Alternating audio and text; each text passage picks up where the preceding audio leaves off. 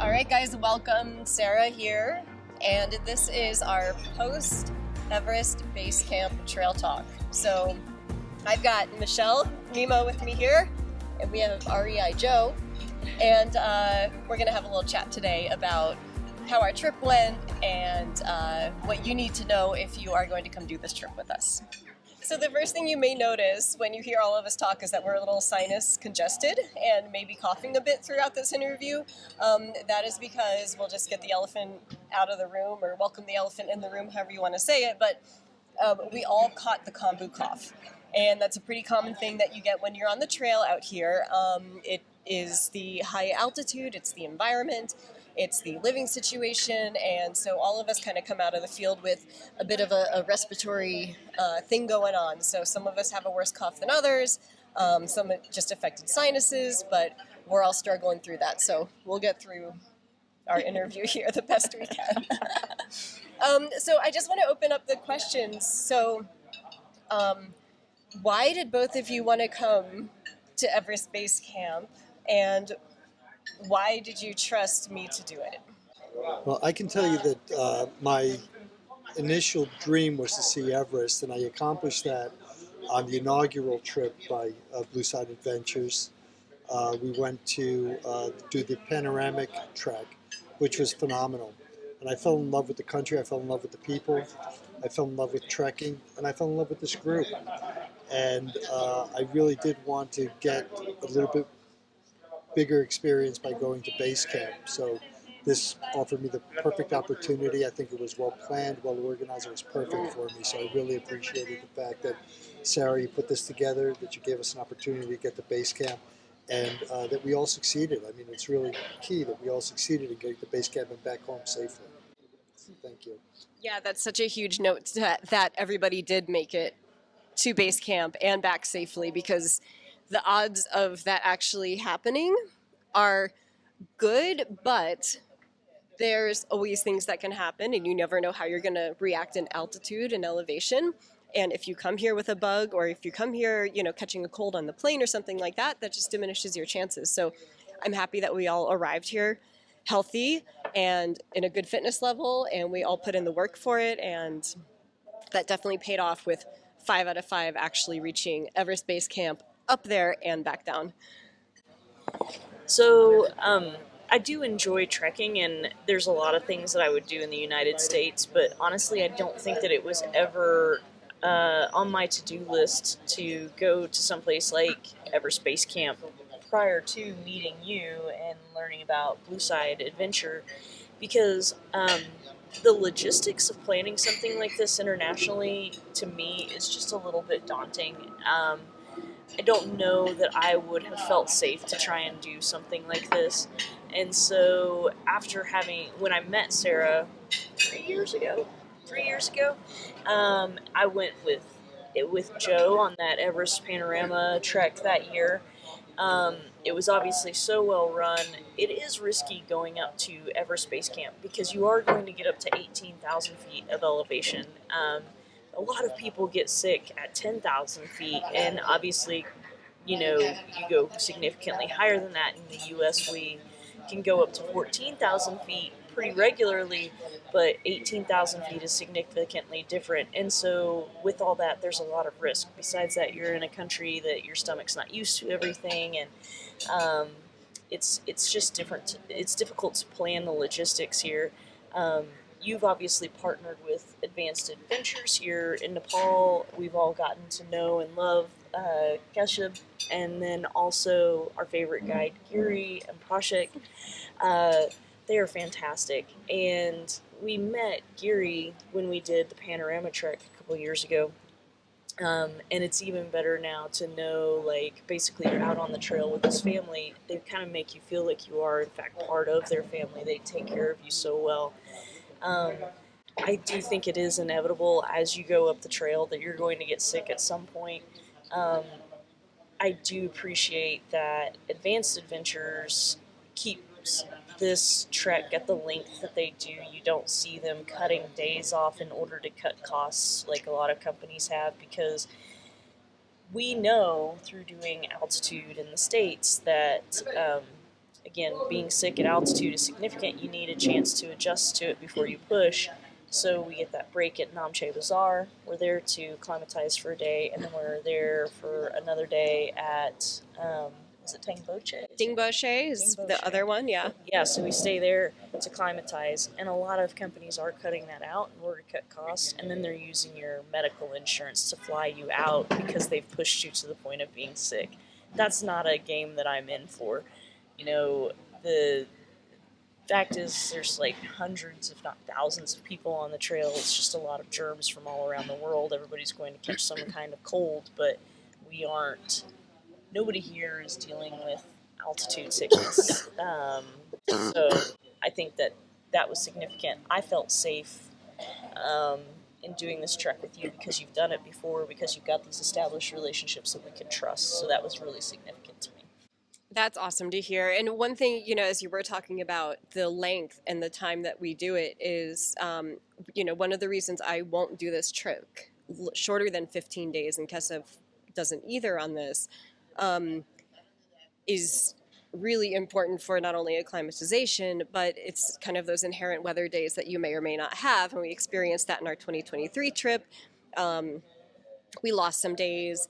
And this year, I think we didn't need the extra weather day, but having the extra down day today was huge and really important. And from here going forward, I will not do an Everest Base Camp trip less than 16 days. So I've decided to do that, to add an extra day possibly on the trail if we absolutely need a rest day, or if we needed a down day in Namche Bazaar, or an extra day to break up one of those last long days. So that's how we're going through this forward. But I think it's important to note that, there's a lot of companies that will run this trip fast and furious, get you to base camp, check the box, and get you down. And it's not the safest thing to do. It's really, really dangerous when you're messing with altitude and you haven't trained yourself and you haven't done the proper acclimatization. And that's one thing that I would never put anyone through, let alone I wouldn't want to put myself through that either. That's just not fair to your body. Or anyone else coming on one of these trips. So let's shift gears because we talked about going on this trip. So how do you both feel about the physical preparation that you did for this trip? How do you feel about it, and what would you recommend to someone coming on this trip in the future to get ready for this? Well, I have to tell you that coming from sea level, it's always important to try to get as much altitude training in as possible. And one of the things that Sarah and Michelle have done is they have set up altitude check to try to acclimate you to being at altitude. And I've done that now for the past 3 years, basically. The first year was an unofficial visit that I went out to Denver, and we climbed a mountain of 14er in Colorado. Last year, we had altitude check. This year we had altitude check. We did Mount Albert this year, which is the highest mountain in Colorado. And those are good experiences to determine your fitness level prior to going on this trip. In addition to that, Sarah and Blue Side Adventures has made it a point to make sure that everybody understands that they need to have a certain fitness level, cardio, endurance, not just the elevation training, but also distance hiking, weight training, things like that. So make sure that you're in shape so that way you can make it to base camp. It would really be a shame to come all the way to Nepal, all the way to Kathmandu, all the way to Lukla, and not to make it all the way up to base camp. But Sarah, Blue Side Adventures, Defined by Adventures, Advanced Adventures, they all have combined to make sure that this was a successful venture. And the only way that that's possible is if you work with them to make sure that it happens. Thanks, Charlie. So, like Joe was saying, we've ran altitude check for 2 years now, and obviously we're planning another one next year. I live in Utah, so I'm very fortunate. I am like an 8-hour drive or so to get to Colorado, because Utah, while we have a lot of really great mountains, we've got some great steep terrain to practice on and things like that. At the end of the day, you just don't get the altitude that you see in Colorado. And so I made more than one trip out to Colorado over the summer. Again, I was very fortunate to have that option. I also went to Grand Tetons and did a lot of hiking this year. And so Sarah has had to deal with my non-compliance a time or two, and the fact that I wasn't embracing the idea of stretching or doing yoga. Um, this year, I did actually get to the point where I was doing yoga, even if it's just like a 15-minute video a couple times a week. It's really helped with a lot of things, including my back pain. I do tend to carry a heavier pack because I want to prepare for anything that's possible. And so, with that, I was getting, some fatigue and whatnot with my back, and the yoga has really helped with that because afterwards I get a chance to stretch out and get some of that mobility back. She does have the mountain athlete program, and so we've done a lot of the different types of exercises when we get together in order to, improve my fitness in that standpoint. There's just a lot of different things. Obviously, the hiking, I run on occasion, and then also, I guess I'm wearing a ruck shirt, so that probably indicates that I enjoy rucking in general. So those are just all the different types of things. I think that a significant aspect to look at that we have been doing is the altitude check, and the timing of that is kind of our last chance for assessment for anybody who's questioning if you're ready for this or not. I think we're doing it towards the end of June this coming year, or is it early August? Yeah, it'll be the early first weekend of August. I think it kind of crosses over July 31st this year, but Okay. yeah, we'll be doing it Okay. same-ish time, first weekend of August. In that time frame, we have plenty of time to see how a person's doing during altitude check and how well they're handling that. And so we are going to also do an advanced altitude check this year, but that is going to require a little pre-assessment to make sure that somebody can do it. We don't want to put people at risk, even stateside where we have, the ability to get you downhill really quick and the ability to get you to medical attention really fast. We still just don't want to put anybody at that kind of risk. So we do a little bit of a pre-assessment before then. But with that, during altitude check, you get an idea of what it's going to be like. Like, it's one thing for me to sit here and tell you, like, it's going to hurt. It's going to be difficult. You will be pulling for every breath at 14,000 feet.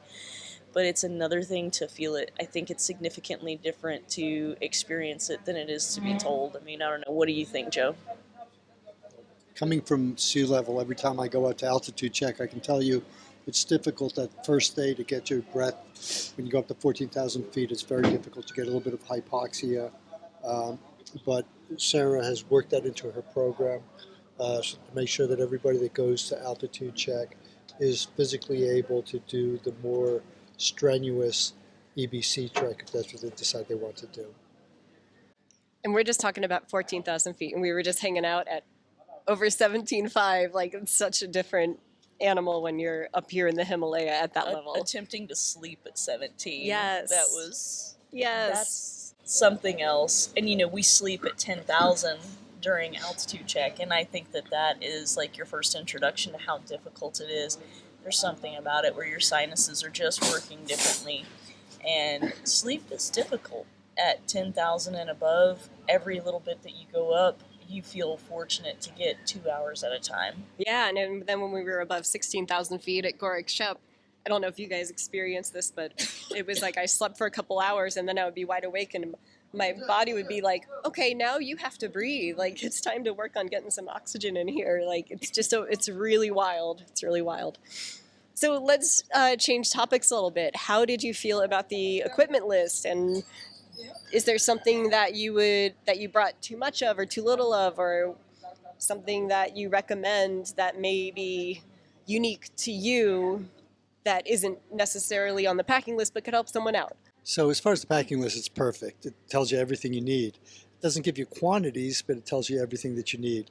And one thing that I can say is that to take the flight to Lukla, you're limited on the amount of weight that you can take. So once again, when I was in Kathmandu, I ended up pulling things out of my bag to make sure that I could make weight to get to Lukla. Basically, I always overpack when I'm going on one of these things. And I realized that I probably could have done with maybe 2 or 3 pairs of pants instead of 4 or 5. I could probably have done with 5 pairs of socks instead of 8 or 10. So those are the things that that as I learn, as I go on more and more of these trips, I figure out as I go along what I need to do. The equipment list was perfect. Once we got to Kathmandu, you can purchase pretty much anything you need to purchase here. You can purchase anything you need to purchase in Namche Bazaar. So there are places to get things if you've forgotten anything along the way. And the most important thing for me was I didn't bring a sleeping bag or a heavy-duty coat, because up by Gorak Shep and Everest Base Camp, the temperature dropped to 10 below is what we were told. So we did get a rental of a cold weather jacket here, which was very useful for me on that particular day. So the equipment list is perfect, thank you.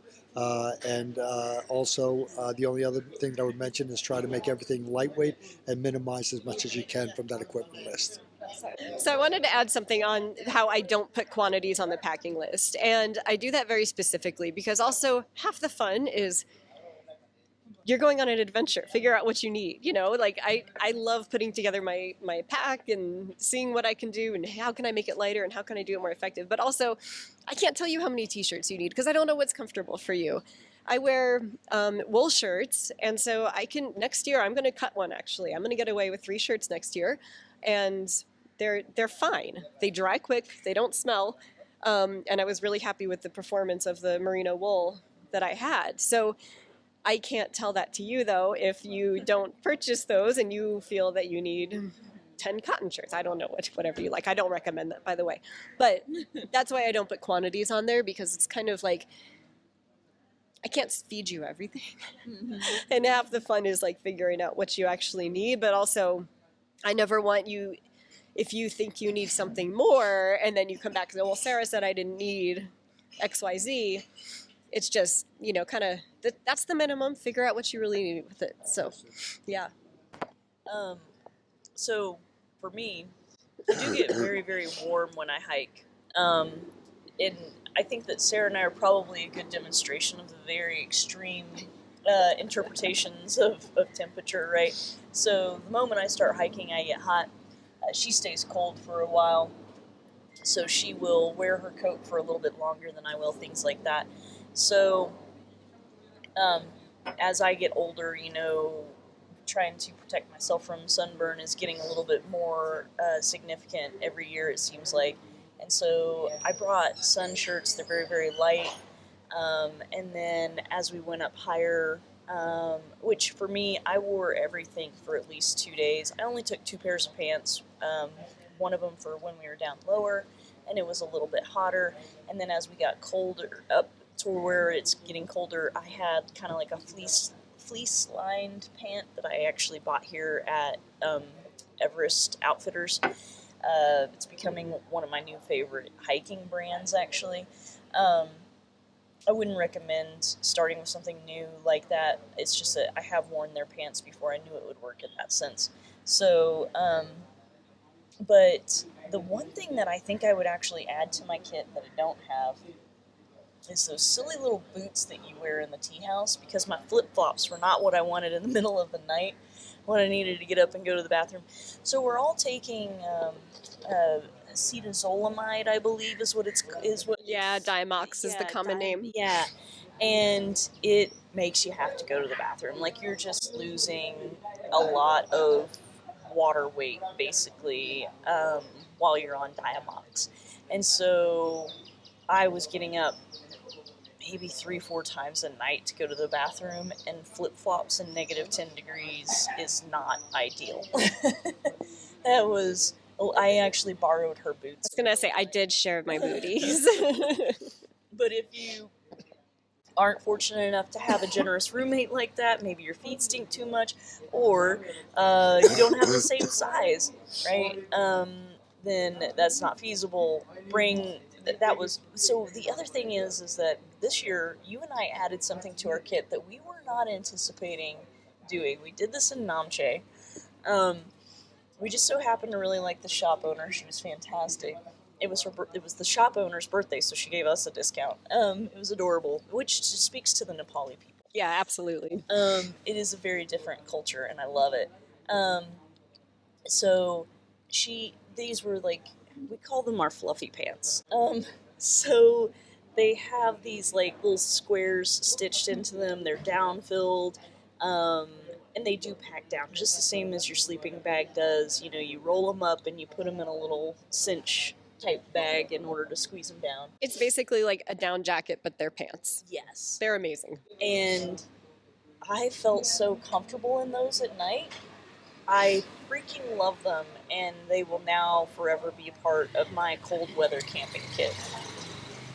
Yeah, so with that, I usually bring a pretty thick pair of fleece pants for the tea house. So I'll have my base layer and then I'll have a thick pair of fleece.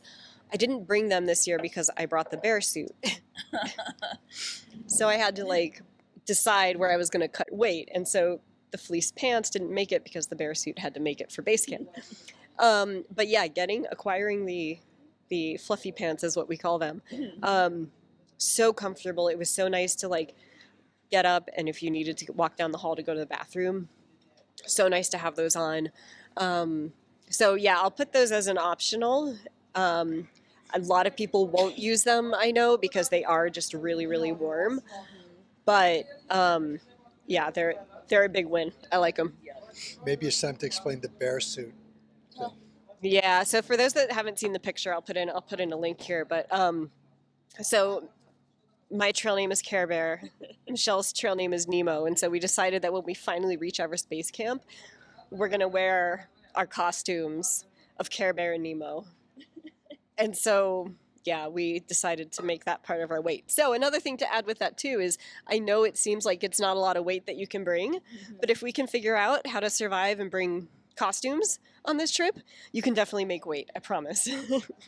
And somebody brought a blow-up dinosaur in their kit, so that was awesome. Joe got a really good video of the dinosaur at Everest Base Camp. It was fantastic.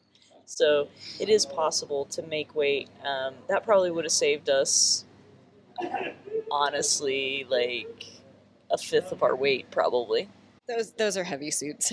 Yeah. They were heavy suits. Okay, so let's talk about life on the trail for a little bit. So it's not just us that get ourselves to Everest Base Camp and back. We have a support team, and there's no way that we could do this expedition, is basically what it is, without the support of and I call them my Nepali family now, because they really are family. I work with the same team year after year, and they really have become my Nepali brothers. And so I want to hear what you guys think about the support that we had, starting from just the logistical standpoint of what we do, and then the support that we received on the trail. So Advanced Adventures is the company that Sarah and Blue Side Adventures has organized the trips through here in Nepal. Kashev is the owner of that company, and he really does make it a point to pay more to get more. He pays the right people to do the right things. And we've now had Geary as our guide on the 2 treks that I have done, and the man is absolutely superhuman. He is phenomenal. He's a great human being, and I can personally say that I would not have made it to Everest Base Camp had it not been for Geary's help. We also had an assistant guide who happens to be Geary's son this time, and he was phenomenal. The way that the organization generally takes place is you have a guide at the front, a guide at the back, and if there's more people, when we had 10 people, there was a guide in the middle as well, just make sure everybody's moving along. But probably the most important thing, the behind the scenes work that's being done by the porters, is the absolute most important thing, because there's no way any of us could have carried all of our gear. And these porters put all the gear on their backs and they carry it up the mountain. Places where we are having difficulty breathing, they're rushing past us with our gear. And they are superhuman, super great, super people. So really hats off to the team that Kashev has put together with Geary and his son as the guides, and the porters that we had, really phenomenal people, and I thank them all for making it happen. Yeah, so speaking to what Joe said, some of our porters were even a repeat from 2 years ago when we were here for the Panorama Trek. And so once that they do identify good people, they really do keep them. And also, it's worth mentioning, I found this so interesting is that in order to be one of the guides, they actually had to have worked as a porter for several years. So they know that trail like eh, I can't even think of anything to compare it to. They know it so well. When Gary gives us our briefing every night, he tells us how many minutes we're going to spend on switchbacks before we hit our first suspension bridge. And it's just because, what did he say, 152 times he's been to Yeah, EBC? he's been to Everest Base Camp over 150 times over the Yeah. span of his guiding career. And that is just insane. Of course, his son is relatively new, but he has also spent time as a porter, and now he is serving as an assistant guide. And it's like he has learned the right way from the right person how to be so genuinely sweet, sincere, and caring. They were so worried about us when we got sick, you know. I, for one, like lost my appetite, right? Yeah. And they're just trying so hard to find anything and everything that you would eat or drink because they know that you have to have a certain amount of caloric intake in order to make it through today's hike. And they don't want to, you know, see anything bad happen to you. Like, they are very, very invested in your safety and your success. So I can say that I genuinely feel cared for on the trail when I'm with this team. Yeah, and that is exactly why we keep this relationship and keep using them, because they are supportive, they care about the mission, they care about helping us achieve the dream. They understand that we come here with a dream of seeing their beautiful country and standing at the top of the world and visiting Everest Base Camp. And it's not just a routine trip for them. I feel like every time that we trek with them, it's they take it as their own mission. So I love working with them. It makes me so happy to see them every year. Yeah, and I'm glad that you guys get that same impression as well. It's not just the people that make it happen, it's the logistics behind it that is really impressive. What Kashyap does from Kathmandu and Giri does from the trail is make sure that every tea break, every lunch break, every tea house where we're going to spend the night is waiting for us and ready for us when we get there. They make sure if the flights are delayed that we have some kind of an update so that they know that we can move from point A to point B effectively. It's really important because these are things that we as Westerners would never ever be able to do without them and their knowledge. And these are knowledgeable people that Kashyap has put together on his team, and it's most important. Yeah, it's so true. Did you have something else, Michelle? Funny little side point is that they actually take phenomenal pictures. Yeah. They know like exactly where the viewpoint is and when you're going to cross over that. And there's been a couple of times where they kind of catch you in that like aha moment, you know, and they are waiting to take your picture and they can't wait to show you or post it or whatever. Like, when she says that they get as excited about this as what you do in showing you their country, she means it. Like, some of my best pictures are when we gave them our phones or the ones that they shared with us. Yeah. And so just the absolute best all around. That's awesome. Well, I love hearing that feedback because I think I said before, like, I feel this, but I want to make sure that it's conveyed and others feel it too. So, okay, so last question. We're all exhausted. Yeah. We're all coughing. We're all sick. But was it worth it? 100%. Over and over and over again every day. It was exhausting and exhilarating. Amazing. Absolutely. I've even had my questions of whether or not I would do it again. Like, and I need at least a year to recuperate from a few things. However, I am considering coming back, you know, as an assistant trek lead in the future for the exact same trek. We're holding her to this. And it is because it is such an outstanding trip. And the other thing is, you know, getting up there is one thing. It's hard. and a lot of people will actually fly out from that point, and it is expensive, but you know, they think, oh, I've already seen everything. It's always interesting to me that I see things differently on the way back down the mountain than I did on the way up the mountain. And even though I was completely healthy the entire trek until the last day on the mountain, I still wouldn't trade it, even though I got sick there. I would still come back down the mountain. I think it was worth it. I think it was beautiful. I think I saw things that I didn't see before. And I take it as a point of pride. I made it up and I made it back down. You know, I think the same for Joe. Like, there's pride in this accomplishment. And so I wouldn't want to do it for any amount of money. I wouldn't take the flight out. Yeah, that's such a great point. And you know, I was going to wrap this up, but I have to make this other point now. So as we were on the trail and going through the memorials of those that went to Everest and tried to summit and perished along the way, I think all of us noticed that a lot of them had passed on the descent. So they achieved their goal of summiting Everest, but they didn't make it back down. And it reminded me of, yeah, you know, you're training for any big event, whether it's summiting Mount Everest, Everest Base Camp, everything. Like, it's being in the outdoors is entirely dangerous, and you have to train for it. And we're not just training to make it to base camp; we're training to make it there and back. And that's what's important, because you don't complete the mission, right? It's a complete cycle there.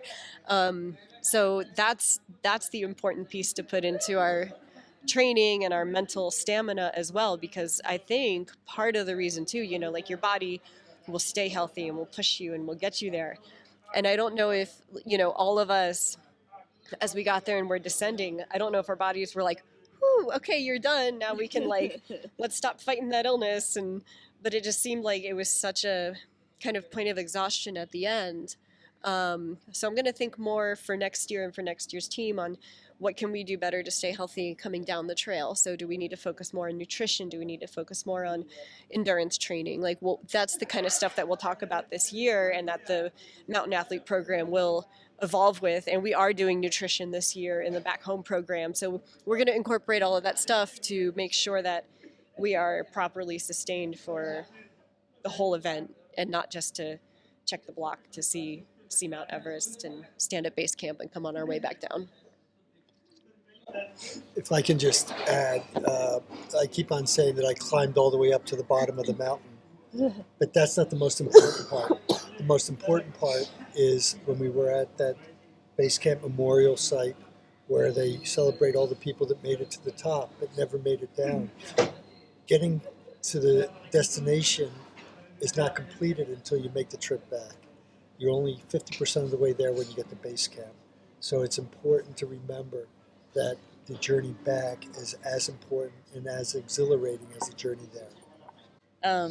Just one more thing, and you know, I think it's sometimes difficult for us, especially the nature of the beasts and, you know, what this community is. I mean, at the end of the day, you've got a community of first responders and veterans, right? And so we don't do, I don't know what to call it other than what feels like cheesy, right? But we don't do that very well. We don't do emotions very well. But the reality is that the relationships that I've gained over these couple of treks, you know, I think are such a huge part of it for me. These relationships are so important to me. You know, I really look forward to every trip that we take with Joe. Met him 2 years ago. We've done several trips since then between altitude check, and now we're trying to summit, you know, mountains across the he's got this goal of summiting all the 50 highest points in every state, right? Change to 48. 48, okay, all right, fair enough. And so, you know, we've done one of those with him, and I look forward to doing that with, two technically, because Colorado. I look forward to doing Utah with him in the very near future, and hopefully California as well. But my point in all of this is that these relationships have become extremely significant to me. This is now what I consider to be my support system. And, you know, Joe has kind of affectionately been nicknamed also, you know, REI Joe. He's kind of our Tin Man, right? He's finding out that he actually always had the heart. We do need to bring him some WD-40. And he needs the yoga. He has started to embrace the yoga, which I'm really, really excited to see. It's okay. I was slow to adopt as well. But anyways, the point being is that there's something about this that just really, I think, creates a deeper level of friendship. And maybe it's because, you know, we've seen each other at our worst. Like, what's there to hide, right? You've seen me blow snot rockets on the trail. You have to accept me. So I think that there's a lot to be said for that, and I really do look forward to when we have our meetings back home, when we do our online community meetings, and I get to see Joe again, and everybody else, K2 and Anne, and, you know, several characters that we've become very close with over the years. So anyways, there's that. Awesome, you guys. Well, thank you so much for spending this time and chatting with me about EBC, and I'm so excited that we all made it. Congratulations, it's a huge deal. And Team 2026, you're up next, so start training. Bye, everybody.